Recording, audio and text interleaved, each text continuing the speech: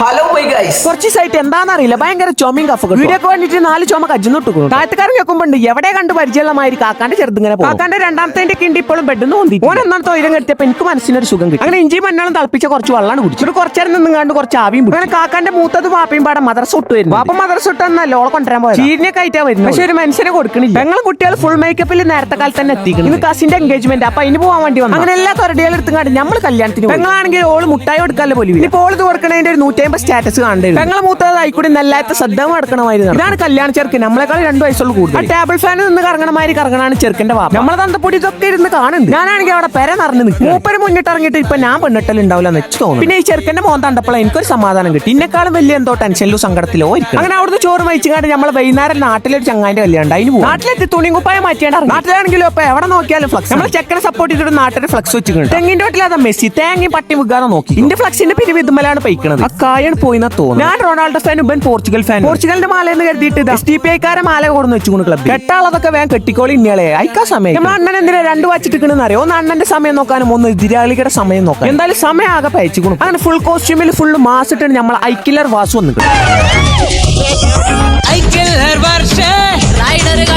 അങ്ങനെ എല്ലാരും കൂട്ടിക്കാണ്ട് നമ്മള് കല്യാണത്തിന് ഇവിടെ നോക്കുമ്പോഴാണ് 2 ആൾക്കാരെ കല്യാണം നടക്കണമെന്ന് അറിയാം. ഞാൻ ഇവന്റെ കല്യാണത്തിനോട്ട് വന്ന് മറ്റൊന്നെ കല്യാണത്തിന് വിളിച്ചിട്ടില്ല. കല്യാണ ചെറുക്കന്റെ ഇപ്പൊ ഫോട്ടോ എടുക്കാനാ പറഞ്ഞു പോയ ടീം. അവിടെ ചെന്ന് നോക്കുമ്പോ കല്യാണ ചെറുക്കൻ മൈൻഡ് ആക്കണം. കല്യാണത്തിന് നമ്മളെ കുറെ ഇച്ചിമുള്ളി ഫാൻസിനെ കണ്ടുമുട്ടി. ചോറ് കഴിക്കാൻ പോയപ്പോ അവിടെ ലാക്കിന്റെ തരം. എന്റെ ചങ്ങായി അതാ സീറ്റിന് വേണ്ടി എസ്കോട്ട് കൊണ്ട് അവിടെ പോയി. അങ്ങനെ ഫുഡ് കഴിച്ചു കണ്ട് പെരി പോയി. അപ്പൊ ബാക്കി നാളെ.